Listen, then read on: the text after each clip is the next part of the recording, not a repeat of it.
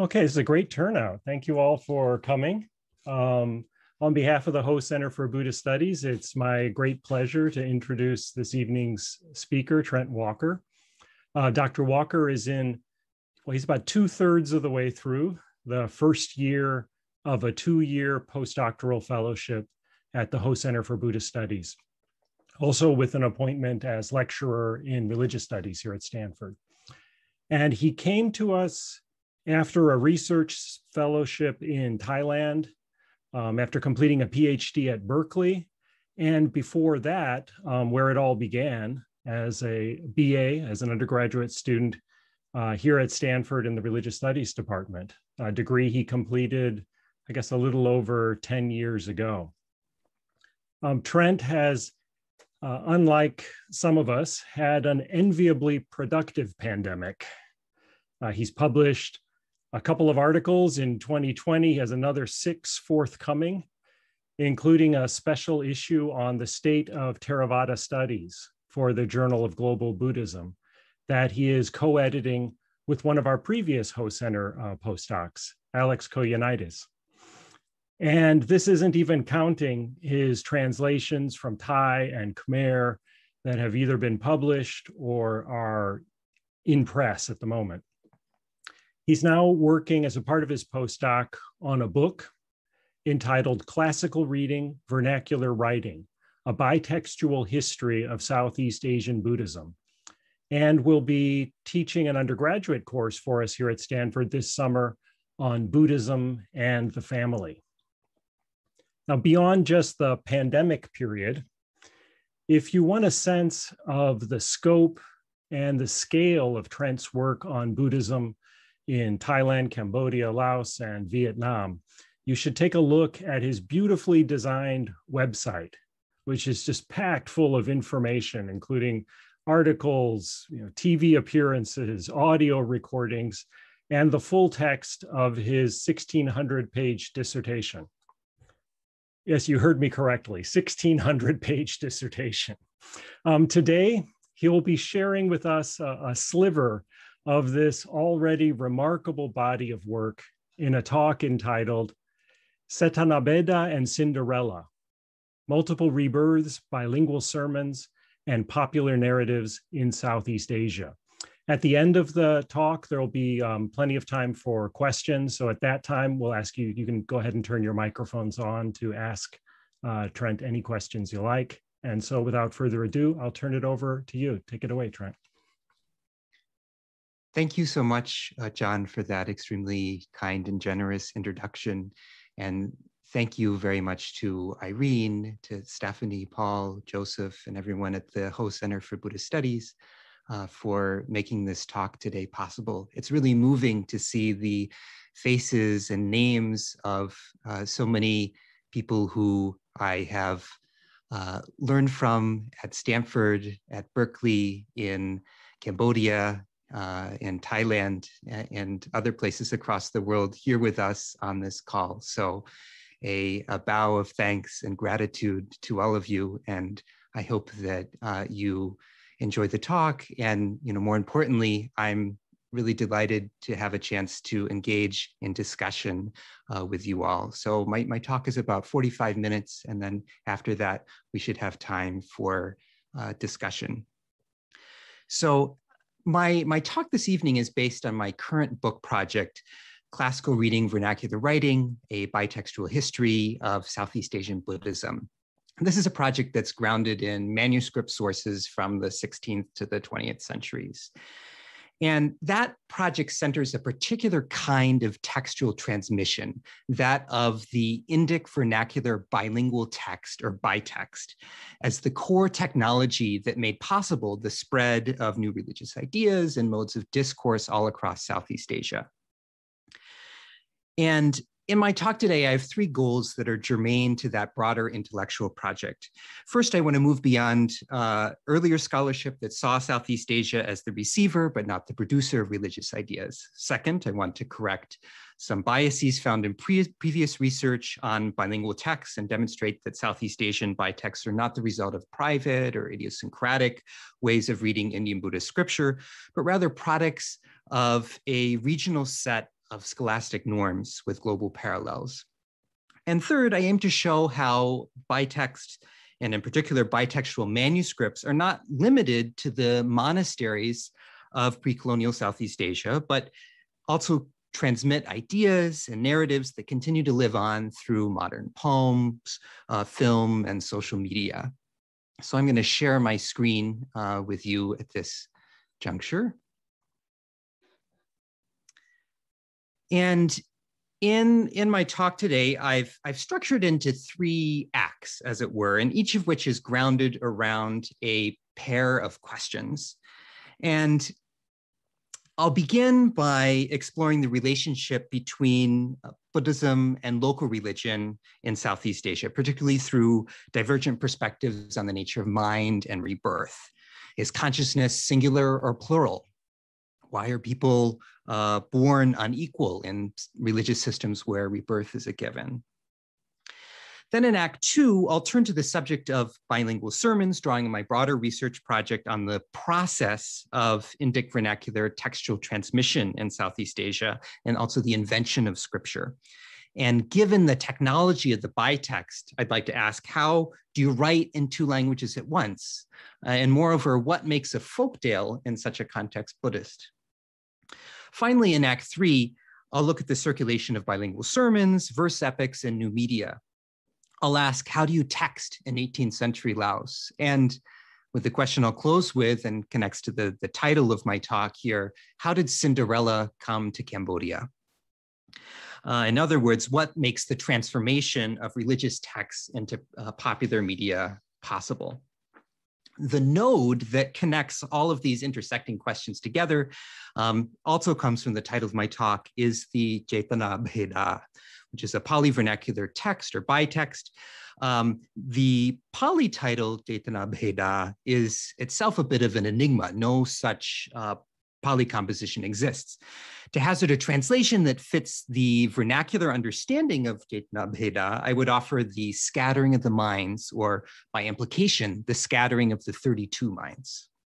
The Cetanābhedā is a sermon text explicitly addressed to a lay audience. Never printed or published, it circulates exclusively in manuscript form across mainland Southeast Asia with Pali Khmer, Pali Kun, Pali Lana, Pali Lao, Pali Lu, and Pali Siamese versions. And the oldest surviving example dates from 1786 in Laos, but the text was probably composed somewhat earlier, either in Laos or in northern Thailand or Lan Na. So this map shows the dates of the earliest manuscript evidence for this text in mainland Southeast Asia. And from its place of origin in Laos or northern Thailand, it spread across the region, splitting into 2 recensions. So there's an earlier recension in 5 or 6 fascicles found here in the northern part of mainland Southeast Asia in Pali Lana, Pali Lao, Pali Kun, and Pali Lu contexts. In Laos, northeast Thailand, northeast Myanmar, and southwest China. And then there's a longer 10 or 11 fascicle recension that developed somewhat later in central Thailand, probably by the 18th, early 19th century. And this is the version that later spread to Cambodia and also Khmer-speaking communities in southern Vietnam. Most of these manuscripts are in palm leaf format, seen in the top 3 images here. So the production of palm leaf manuscripts in mainland Southeast Asia peaked across the region in the 19th century. In regions where a living manuscript culture continues to the present, such as among the Kun people of Myanmar, handmade bark pulp paper books or leporellos are preferred, as seen in the bottom image. Act 1, Rebirth. Is consciousness singular or plural? Put another way, do we have one or do we have many minds? And this is a question that was taken up by thinkers all across South and Southeast Asia, generating a wide spectrum of responses and debates. In most Buddhist traditions, the answer is both. There's one mind stream, or citta santana, which is itself composed of a series of many possible mind states. or to use another Buddhist metaphor, there's one flame, but that can take on many possible shapes from moment to moment. And South Asian Buddhist philosophical treatises posit a range of ways in which mind or consciousness is plural. So the 5 aggregates, the 6 consciousnesses, the 8 consciousnesses are all ways of accounting for this multiplicity of mind. In normative Theravada Buddhist texts, such as the Abhidhamma Sangha, each mind moment can be understood as one of 89 possible conscious states, accompanied by a wide range of mental factors and functions. And in this particular normative context in Theravada texts, this plurality of the mind is serial, but not simultaneous. In particular, the process of death and rebirth are understood as a series of individual mind moments or mental states. The mind stream does not disperse to multiple destinations at death, but takes rebirth as a singular whole. So according to this model, from the moment of conception until death, there's a continuous flow of rest consciousness, or bhavanga, arising and passing away from moment to moment, alternating with ordinary sense consciousness. Immediately prior to death, the resting bhavanga consciousness ceases, and in the following moments, a mental object arises, conditioned by one's past actions or karma in this life. At the moment of death, a single death consciousness, or juti-citta, arises. Immediately after, a single rebirth consciousness, or patisandhi-citta, arises. And on the basis of that final mental object in the last moments of life, there is this linking to a new rebirth. And thus the multiple possibilities of the mind expressed in this serial way are reduced to one final last moment and a singular destination of rebirth. Throughout mainland Southeast Asia, both among Buddhist societies as well as those who practice indigenous religions, the dominant model of the mind is plural, but in a simultaneous rather than in a serial sense. And we can call this the multiple soul or multiple spirit or multiple vital essences model. The basic premise is that we as human beings are inhabited by a collection of wild, unruly, even fun-loving souls, who each of which has a marked tendency to wander off from our body. And in the Cambodian or Khmer or Khmer model, 19 souls or pralung inhabit our bodies during our lives. And this number 19 is accounted for in different ways, whether in references to Buddhist philosophical treatises or through an esoteric interpretation of the alphabet. Among various Thai groups in Southeast Asia, including the Lao, Lana, Lu, Kun, 32 souls is the accepted number, known as Kwan or Kuan. The number 32 here is linked to sometimes the number of parts in the human body, 12 of which are understood to come from our mothers and 20 from our fathers. And as we'll see later on, the genetic resonances of this kind of theory, particularly as it shows up in the Cetanābhedā, are quite striking. And similar to the Tibetan conception of the La or a Taoist model of the Huan, these souls are not fixed to the body. So they're capricious and untamed. They're apt to abandon our own bodies, particularly at liminal moments or times of crisis, whether we're moving or returning from abroad, when an accident has occurred, birth, illness, death. And with this understanding in mind, Southeast Asians have developed a range of rituals to call the souls back and fix them within the body. And this can take place as an outdoor ritual at night, pictured here, chanting and shouting for the souls to return from the dangerous jungle back into the body of the patient. Or more commonly, such rituals can be organized indoors using a variety of liturgies, rites, and ritual implements to entice the souls to return to someone's body. And ritual chants for inviting the souls to return to the body sometimes name these souls as residing in particular parts of the body. And this is the case for a Lao chant for fixing the souls of someone who has just returned to their home village after a long journey.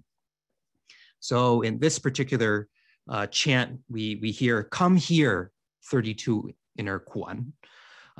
Kuan of your delicate ears, Kuan of your discerning nose, Kuan of your soft heart. Come here today, this day." And so the 32 souls are invited to come back into the body.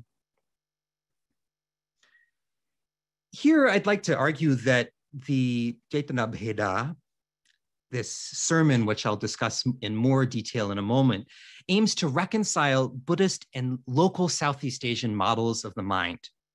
And one way it does this is by inserting the 32 souls idea into a Buddhist framework. So according to the multiple souls model, it's natural for the mind in this multiple state to scatter and disperse during this life. Ritual effort and particular ritual technologies are needed to make a plural mind singular. The Cetanābhedā extends this logic to death and rebirth.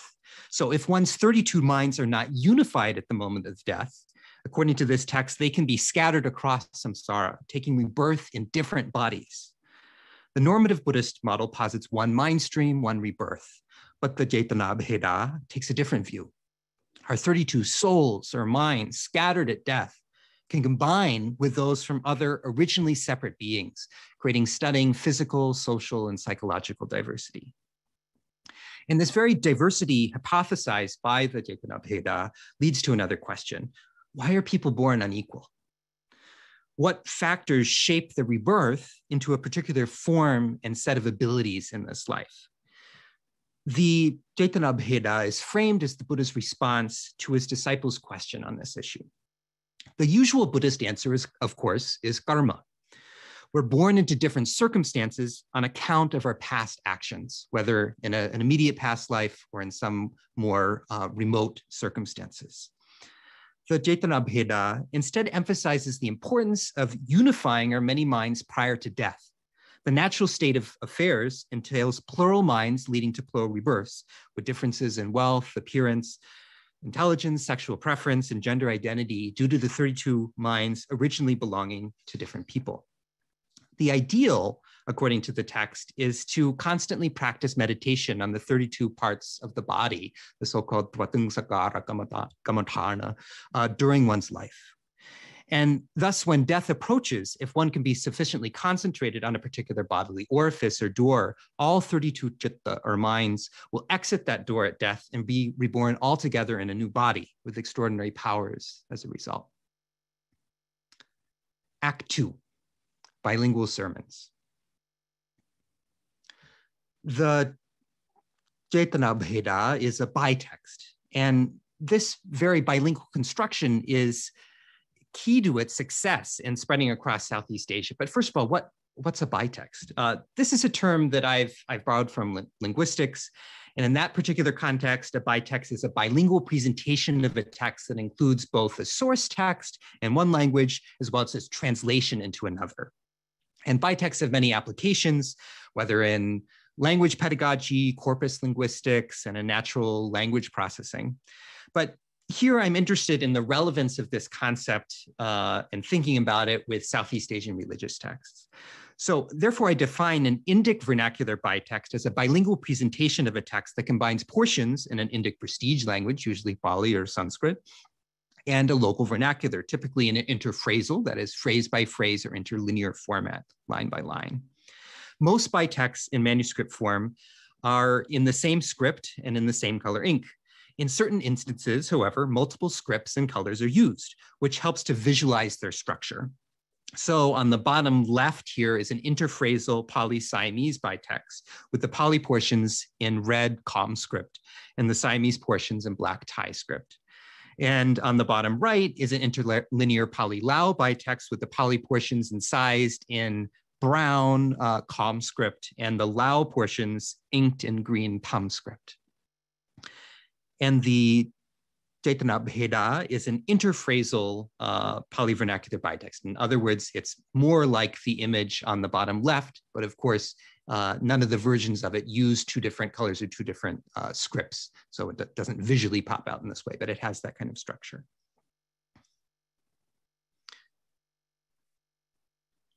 One aim of my broader book project is to trace the historical development of Southeast Asian bitexts over time. Their roots lie in old Sinhalese compositions as well as first millennium Southeast Asian inscriptions, but they really only take off as a pan-regional form in the 15th and 16th centuries in Burma, Laos, and Siam, spreading from there to nearly all of the Theravada communities of Southeast Asia, including the Lu and Yunnan province in China, and the Shan in northern Burma, and even some Vietnamese-speaking communities who have, in the mid-20th century, converted to Theravada Buddhism in southern Vietnam. So as I mentioned earlier, the Cetanābhedā was likely composed in 18th century Laos or Lana during a period when bitextual writings came to dominate Southeast Asian Buddhist discourse. Another aim of my broader project is to demonstrate the close parallels and how bitexts function across the region. My goal here is not only to make the technical sophistication of bitext legible, but also to make for ready comparison with other forms of bilingual religious texts, particularly in Western Europe, East Asia, and the Malay worlds. The local terms used to describe bitexts highlight both their specific techniques, whether it's parsing, annotation, rearrangement, or gloss, as well as their core functions, including serving as a support for reading a classical text or as a guide for oral performance. The core techniques of Indic vernacular bitexts are complex. I'd be more than happy to address them in the Q&A period if you're interested in some facet as it relates to my talk today. For now, however, let me just emphasize the following. A bitext may be based on an existing Pali or Sanskrit text, or it may invent such a source text. In the case of the Cetanābhedā, the Pali source was invented by the author of the bitext. It exists only in the form of an interphrasal Pali-vernacular composition.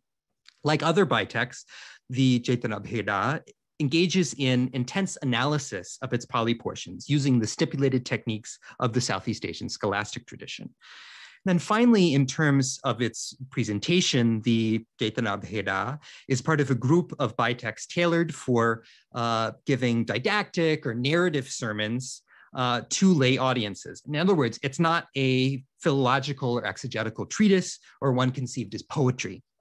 Its purpose is to articulate a religious message and to tell a series of compelling stories using the bitextual framework for support. The Cetanābhedā thus falls into a specific category of bitext, invented Pali-vernacular sermons. These homiletic compositions follow a regular structure that imitates bitextual versions of Buddhist canonical narratives, particularly the past life narratives of the Buddha known as Jataka. The Cetanābhedā and other Pali-vernacular sermons consist of an opening, a main sermon, or narrative portion, and then finally a short conclusion as outlined here. The opening is usually centered around a brief Pali quote or Pali narrative frame, which is cited in full, and then subjected to an interphrasal unpacking and expansive gloss in the vernacular language. The main sermon or narrative portion tends to mostly be in the vernacular, with the exception of key Pali phrases regarding the progression of time, the principal characters, select doctrinal terms, dialogue scenes, and sometimes also extended Pali quotations, whether in prose or in verse. And the final conclusion is usually short, but like the opening, tends to be filled with these kinds of dense interphrasal passages. So to visualize these kinds of structures more clearly, let's take a look at the opening passage of a Pali Kun version of the Cetanābhedā. And this particular manuscript was inked by a Kun-speaking scribe in Myanmar in 1962. Like most of other Southeast Asian scripts, Kun script is read left to right, top to bottom, just like in English. Punctuation is rare. Those spaces can serve as a break between words, as well as between major clauses. Here I've annotated the Pali portions in red and the Kun portions in blue. The bitextual sermon follows the expected form. We have an opening invocation in Pali, then a complete quote in Pali, then a bitextual or bilingual in this sense address to the lay audience in both Pali and Kun, then a shortened form of the initial Pali quote alongside a Kun introduction to the narrative frame, and then that narrative frame is provided in full in Pali and then unpacked and analyzed in Kun. So what's happening in the narrative frame in this particular section is we learn that Anuruddha, a leading disciple of the Buddha, has become disturbed by this question I raised earlier of why people are born unequal. Anuruddha, being unable to resolve this quandary on his own, despite his attempts to resolve it in a deep state of meditation, takes his inquiry to the Buddha. And after this opening section, all extant recensions of the Cetanābhedā proceed to an account of Anuruddha's question.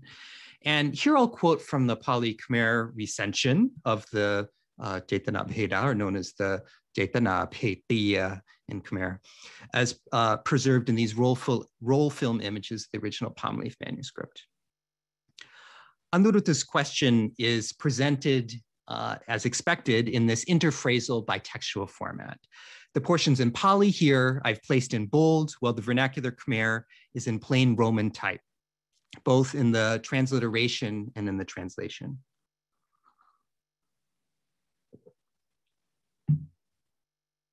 I'll read this passage in one of the traditional Khmer declamation styles used for bilingual sermons. You have a sense of how it functions in an oral context, followed by a translation into English. And just note that the Pali portions are pronounced according to local phonology, so that the opening phrase, Bhante Bhagawa, becomes Poante Bhagawi.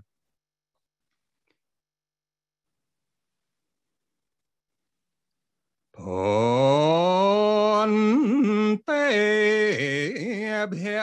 Bhagawi.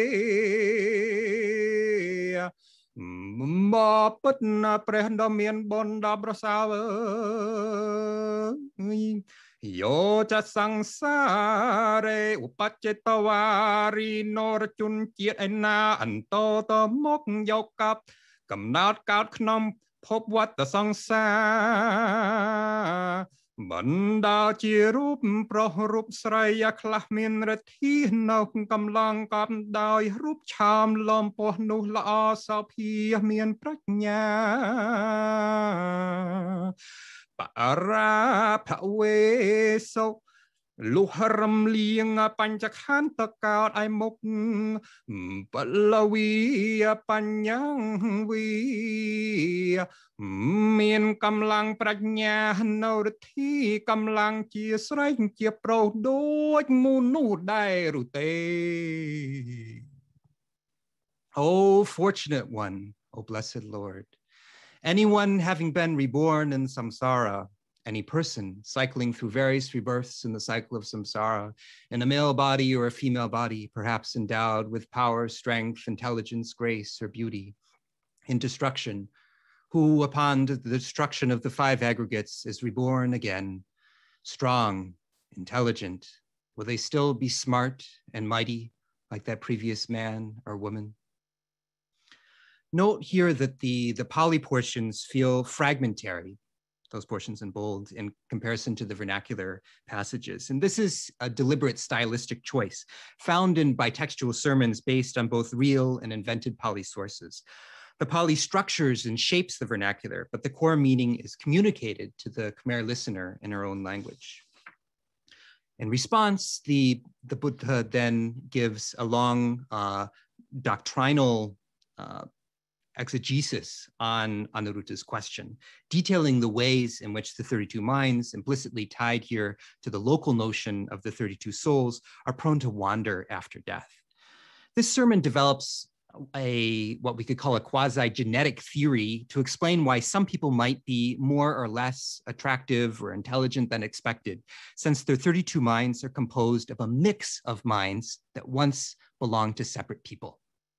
Aspects of human diversity long of interest to Southeast Asians, including twins, various sexual and gender identities that we might subsume under the LGBTQIA+ heading today, and people who are troubled by their birth family are brought under the aegis of this 32 mind theory. And in between births in the vast landscape of samsara, the minds might naturally reunite through a special cry emitted by the wandering citta, but the text says that this is quite rare. The general picture is one of continuous mixing of minds across lives. Not all aspects of the theory are fully worked out in the text, and this is understandable as the Cetanābhedā is one of the earliest and perhaps the boldest attempt to bring normative Buddhist and local Southeast Asian visions of the mind together. The core of the doctrine is put forth in the Cetanābhedā is summarized towards the end of the Buddha's initial response to Anuruddha. And here I'll draw from the Pali-Siamese recension as preserved in the mid-19th century palm leaf manuscript. The core doctrine is first stated in Pali. Any person who meditates on the 32 parts of the body and recalls them at the moment of death, their minds will gather at one orifice, and having exited through that one orifice will proceed to the rebirth destination. They will exit the world through the eyes alone, through the ears alone, or through the eyes, the nose, or the body. And this is followed by a more elaborate explanation in Siamese, which specifies that the minds are 32 in number, conforming to the local model of 32 souls. The Siamese portion then adds, moreover, should their minds go to be reborn through one orifice, when they are reborn, whether as a woman or as a man, that orifice will be divine, just like Princess Etivara or the young lad Sopanakumara. And so begins the first of many tales that make up the bulk of the Cetanābhedā.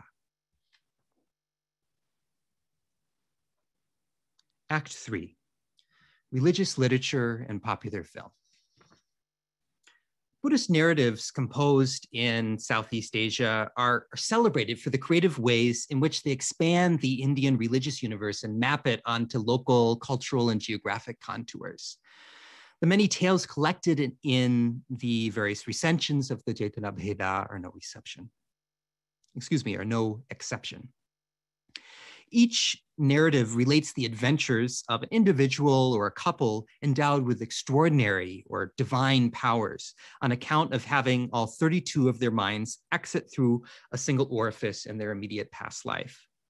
The first tale is a story of Princess Itaviraga, or sometimes Etivara, and Sopatikumara, or Sopanakumara, both of whom are endowed with the divine eye, which allows them to see across extraordinary distances, a kind of remote viewing or clairvoyance.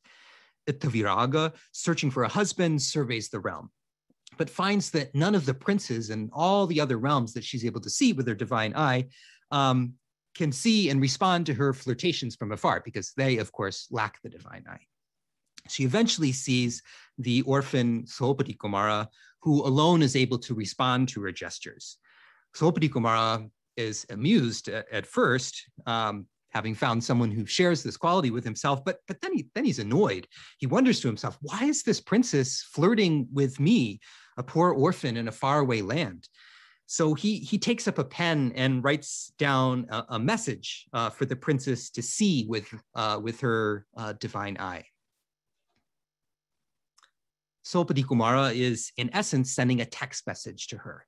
Elaborate visions of air travel and remote communication are found throughout Southeast Asian Buddhist and folk literature from this period. So to explore this passage, let's turn to the Pali-Lao recension. This is the oldest known branch of the Cetanābhedā to understand Sopatikumara's message. Like most of the dialogue scenes in the Cetanābheda's narratives, the private thoughts and the remote exchange of messages here between Sopatikumara and Princess Itaviraga are placed in this bitextual Pali-Lao format. The message in Pali comes across as rather curt, however, here in red. I am born into a lowly family. You will be reborn into a royal line. We are not equal in lineage. Don't flirt with me. Of course, after a series of challenges and many other adventures, Itaviraga and Sopatikumara eventually get married, bringing the first story to a close. This tale, presented as a Jataka, is not known elsewhere in Buddhist literature. It's particularly memorable for the way in which the king curates or raises a bunch of man-eating tigers that he uses to successively eat each of the suitors of the princess until eventually Sopatikumara is able to win her hand in marriage. The remainder of the Pali Lao, Pali Kun, Pali Lana, and Pali Lu recensions of the Cetanābhedā continue with several more stories on the benefits of having one's mind, in other words, one's 32 minds, exit out the ear, the nose, the mouth, the urethra, which the text says is capable of generating great beauty, and the anus, which the text says leads to great power. Before a closing doctrinal recapitulation. These narratives are likely drawn from folk tales, but I'm not yet aware of possible sources. In the Pali Khmer and Pali Siamese recensions, however, there's one final long narrative that's added to these, namely the story of Maranamata, or the girl whose mother died. This complex tale is framed as illustrating the benefit of someone who makes their 32 minds exit out through their heart. In their next life, they cannot be killed, no matter what their enemies try. In the tale, Maranamata and her mother both appear to have this ability. So Maranamata lives with her mother, father, and her father's cruel second wife. The cruel second wife, pretty soon after, has Maranamata's mother killed, but the mother returns immediately as a golden goby fish. Maranamata feeds the goby with rice bran every day until her stepmother kills it. A duck then finds the scales, and Maranamata plants those scales, and they grow into an eggplant bush, which is her mother coming back to life. And then her stepsisters and her stepmother get wind that Maranamata is now tending to this eggplant bush and have it chopped down. After it's been chopped down, a cat then finds the roots, digs them up, and gives them to Maranamata. And Maranamata takes them, plants them, and they grow into this beautiful ornamental tree. One day, the king is out surveying his realm, comes across this tree, and is immediately smitten by it and wants to bring it to his palace. However, all of the king's men and other attendants are not able to lift this tree and make it move from its place. Only Maranamata is able to talk to the tree is her mother, and encourage the tree to go to the palace. So seeing this extraordinary ability of Maranamata, the king then falls in love with Maranamata and appoints her as his queen and invites her and the mother, being the tree, to go back to the palace. The jealous second wife then hatches a series of plans to kill Maranamata. But all of these quite elaborate plans are foiled one by one as Maranamata is killed, only to be immediately reborn as a bird. And then this bird, through imitating the ways of other animals in the forest, is able to evolve into a deer, and then evolve into a monkey, and then finally into a human woman. And at the end of the tale, Maranamata, back in human form, and the king are happily reunited, reign in peace and splendor, and also be sure always to give extra alms to ducks and to cats. And in the remainder of Act 3, I'll focus on this Cinderella-like story, for it illuminates how Pali-vernacular Buddhist sermons facilitated the circulation of narrative texts across Asia. The parallels between the European Cinderella narrative and Maranamata's tale in the Cetanābhedā are more than just coincidence. So if we're to answer this question of how did Cinderella come to Cambodia, we have to start in China. And there the story of Ye Xian is recorded in a 9th century collection of strange and foreign tales. And some scholars have argued that actually this Cinderella-like tale of Ye Xian is actually the primary source for the European narrative, and that it itself is likely rooted in a Zhuang legend from southern China. Just as in Maranamata, the heroine's mother has died and is raised by a cruel stepmother. Ye Xian likewise nourishes a golden fish, the spirit of her dead mother, and when this fish is killed by her stepmother, another reincarnation appears. The Zhuang language is also from the Thai family, like Lao and Siamese, modern Central Thai. The variants of this Ye Xian tales begin to circulate in Thai-speaking cultures and eventually make their way to central Thailand or Siam.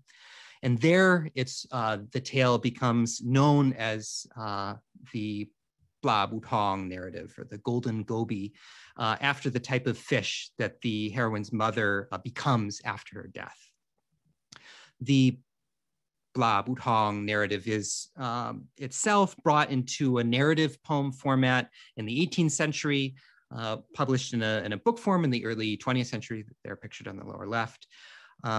The tale subsequently becomes a staple of Thai film and also TV dramas, with 3 major film adaptations and several serialized TV productions, some stretching into the dozens of episodes.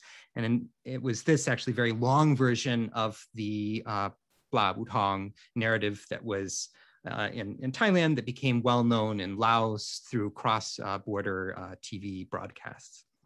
But how did this narrative end up in Cambodian and Thai recensions of the Cetanābhedā?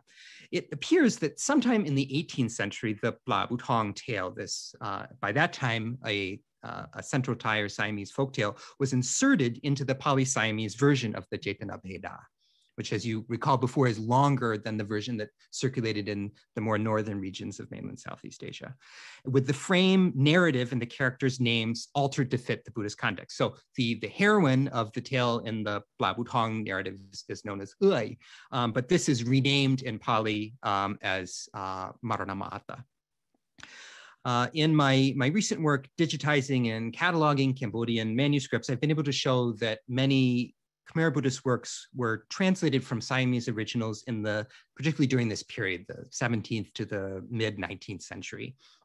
And the Pali Khmer version of the Cetanābhedā conforms to this pattern. And I would suggest that it was translated from a Pali Siamese exemplar, probably sometime in the late 18th or early 19th century. And this translation includes this Central Thai edition, namely the Bla Butong or Maranamata tale, and thus the Asian Cinderella narrative finally reaches Khmer speakers. The Pali Khmer Cetanābhedā is just the beginning of the Maranamata or Cinderella narrative in Cambodia.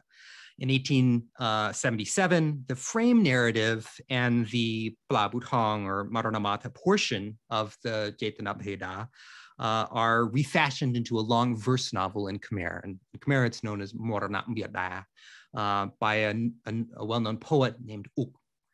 Uk's version of the story, typically with the outer frame of Anuruddha and the Buddha removed to make it a more accessible story, is extremely popular in Cambodia, as well as in Khmer-speaking communities in southern Vietnam and the Mekong Delta region, and serves as the basis for several complete performances of the tale, both on stage and on film.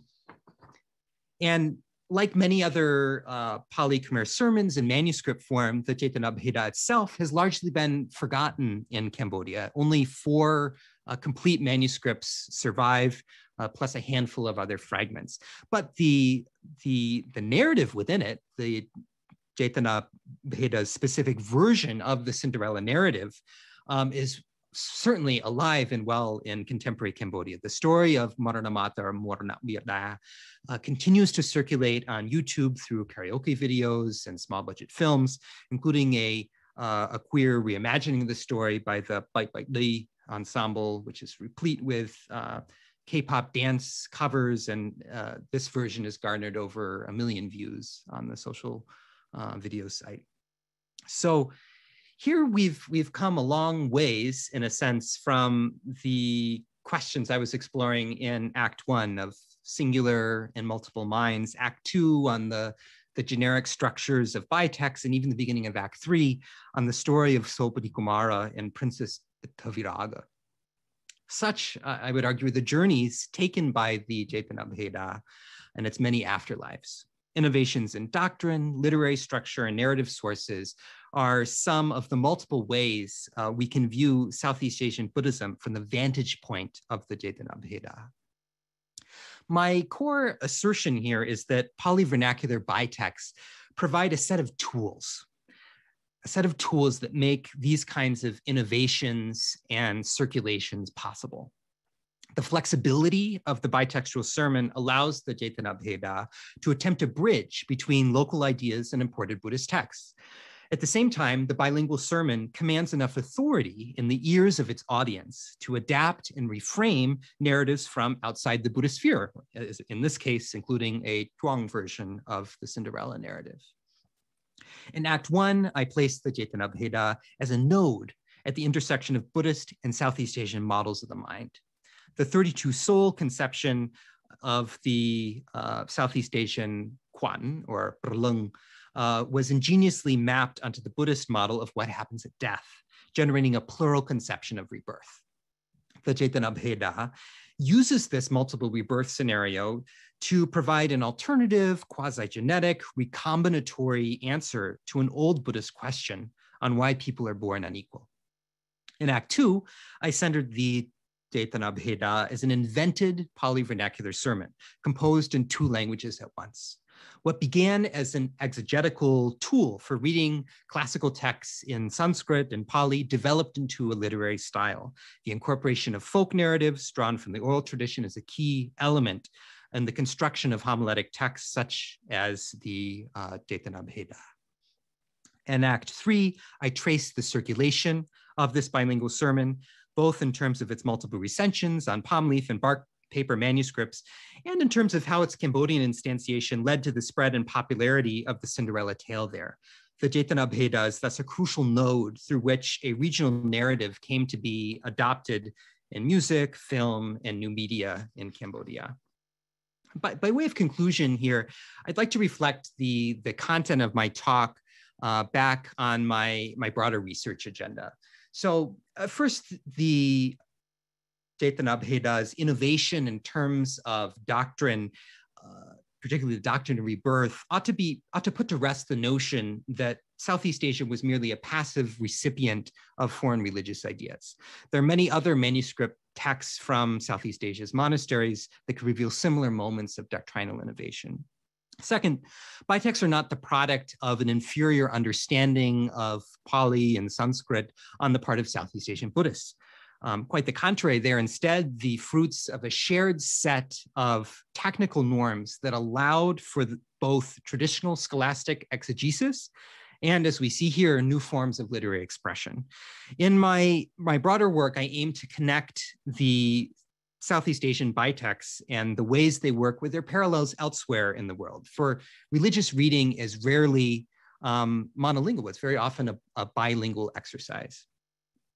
Third, the manuscripts and inscriptions that form are really only substantial textual record of pre-colonial Southeast Asia are not only relevant for the study of religious past, but also for the narratives and the discourses that they continue to transmit up to the present and the way those narratives live on, are cherished, and are recreated by communities today.